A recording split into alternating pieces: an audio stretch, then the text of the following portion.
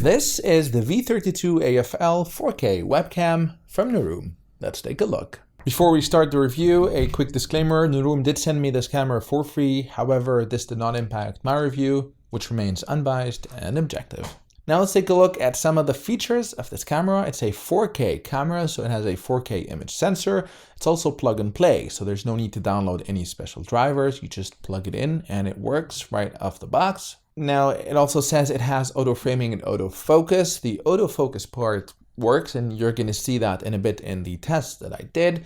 The auto framing part, however, which is supposed to zoom in to keep you in the frame, I did not manage to get that to work. Either I couldn't figure out how to do that, or I have a defective unit. Either way, I did reach out to Nuroum to ask about this, and I will update the video in the description or in the comment section with whatever answer they give me. It also has AI noise suppression. So in theory, what that's supposed to do is to cancel out any of the ambient sounds or noises and just focus on your voice. You're also going to see that in action in the second part of the review. It also has area voice pickup, which supposedly picks up your voice well from an area of a radius of 16 feet. Now again, in my testing, I did not find that to be true. Matter of fact, when I was right in front of the camera, I found my voice to be picked up quite low. So stepping away from the camera by just a few feet, not even 16 feet, resulted in my voice barely being picked up. So again, I did ask Nuroum about this, and I will update you with what they say. The camera has a 90-degree field of vision, which is quite wide, and you'll see that in a second as well. And on the camera itself, it has a button to turn the camera on or off, and another button for the ring light. And this is something that the V32AFL has. The V32AF only has autofocus. The L, I assume, is for fill light. And it has kind of a ring light around the lens, and this button turns it on, and there's 3 different intensity levels, low, medium, and high. So enough talking about the camera. Let me show you what the image quality looks like and how you would sound like through the camera. So this is what the Nuroum V32AFL looks like and sounds like. Matter of fact, you're listening to me right now through the microphones on the Nuroum itself. For comparison, I'm going to switch to the Logitech C920, and this is what the Logitech C920 looks like and sounds like as well. Now off the bat, there's a few things that you notice. First of all, the Nuroum has a much wider field of view than the Logitech. That's because it has a 90-degree field of view, whereas the Logitech has a 78-degree field of view, which means on the Nuroum you can see much more in the frame than you can on the Logitech. Notice is my voice. On the Logitech, it's louder. On the Nuroum, it's much more quiet. However, if I go back to the Logitech, you do hear some ambient sounds. I actually have my window open, and there are cars passing by, and that's more pronounced on the Logitech than it is on the Nuroum. Now let me go back to the Nuroum, and you hear them much less, and that's because the Nuroum has some noise cancellation to reduce the ambient sounds. However, this does come at the expense of your volume and the clarity of your voice. The third thing you notice is the resolution. Now, you might not notice this right away, but if you look at the sign behind me, this sign, it says travel time. While I switch to the Nuroum, and if you notice, the letters are much more crisp, much more clear on the Nuroum than they are on the Logitech. Let me switch one more time to the Logitech. This is the Logitech, and this again is the Nuroum. Much more crisp, much more detailed. That's because the Nuroum has a 4K image sensor, whereas the Logitech only has a 1080p sensor.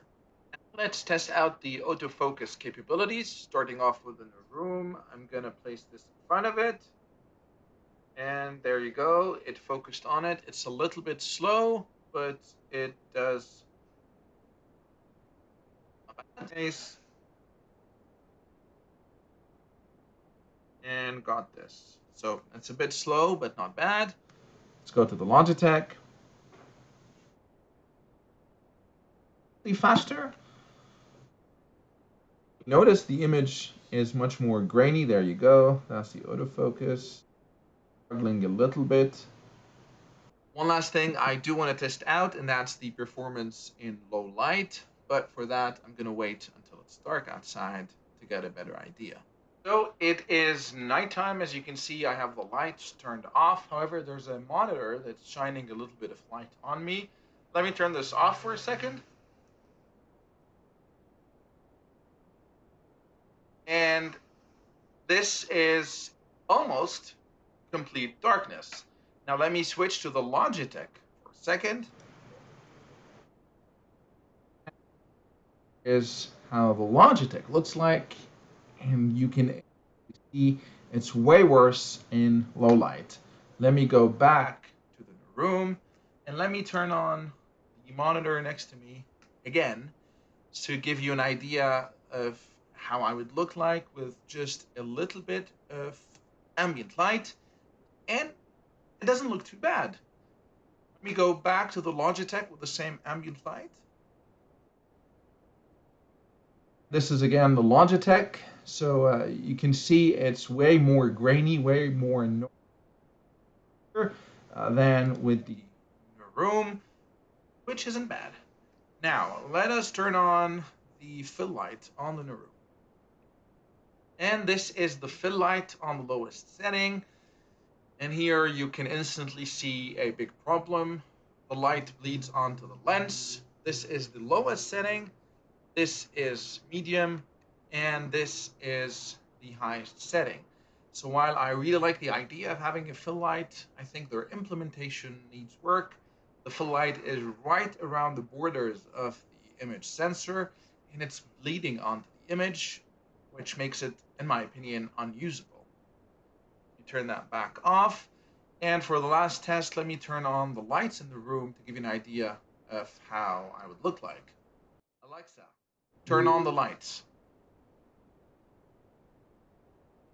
And this is with lights in the room. Again, this is the room. Let's go to the Logitech and let's go back to the Nuroum one last time. Now there is a light right behind me that's kind of shining too bright. Let's turn that off and keep the other lights in the room. Alexa, turn off the right light. Thing still looks quite good. This is the Logitech, so still way more grainy and noise around the picture. Back to the Nuroum. So a quick update, I did hear back from Nuroum on the face tracking issue, and apparently there's a software that you need to download. This was not clear in the documentation, or I completely missed it. And even when I was directed to the page of the software, which you can see over here, and that's the URL, you are led to believe that you need to sign in, and it leads you to a web portal, but the device does not show. So after spending some time, I saw the very hidden over here download buttons for Windows and Mac, and it's an actual software you need to download and install on your computer. The Mac version did not work on my Mac for some reason, but the Windows version did. So once you install the software and open that up, you should be able to see your device over here. When you click on that, you can go to device update, and if there's a firmware update for your camera, you can update it from here. But then if you go to device settings and under camera mode, it is set to panorama by default, but you can select auto framing. And what that's supposed to do is zoom in on your face and follow. There you go, follow you around. I'm going to take a step backward to see if it's going to track me well.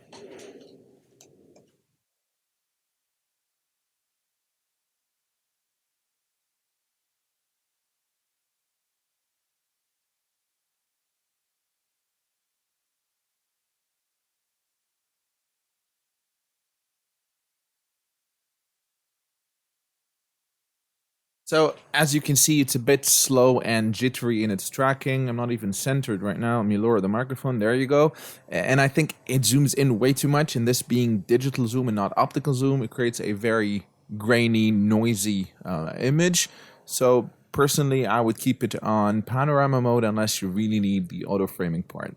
So here are my thoughts on the camera. The image quality was not bad. I was quite happy with the low light performance. It certainly was much better than my Logitech C920. The AI noise cancellation seemed to work pretty well.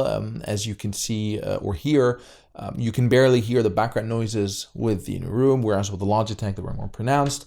However, I was less than impressed with how loud my voice came through. I would have liked if it was a bit clearer and louder. Surprisingly, Nuroum does have a conference room speaker, which I also tested and did a review on. And if you're interested, I'll put a link over here so you can see that. And with that conference room speaker, I did a test where I was over 3 meters away and it picked up my voice quite clearly and it was quite loud. So they know how to do it, I would assume, and I was surprised that the camera itself did not pick up the voice quite loudly, especially that it's designed to be a conference room camera. So with that 90-degree field of view, you're meant to be quite far away from the camera.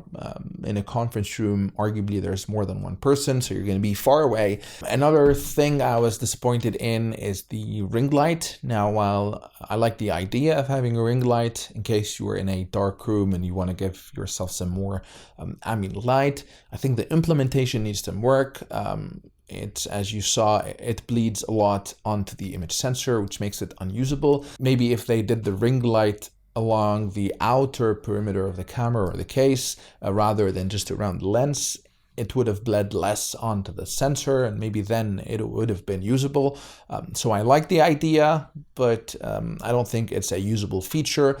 So if you're looking at this camera, you can get the V32AF, which is the same model, but does not have the ring light. I don't see a reason to get the one with the ring light. And in terms of price, the AFL with the ring light right now is about $90, and the AF without the ring light is for about $70.